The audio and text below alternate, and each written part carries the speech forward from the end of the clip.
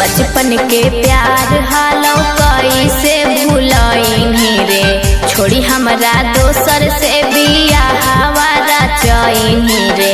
तोड़ दे दिलावा हमारा रे छौड़ा, तोड़ दे दिलावा हमारा रे छौड़ा।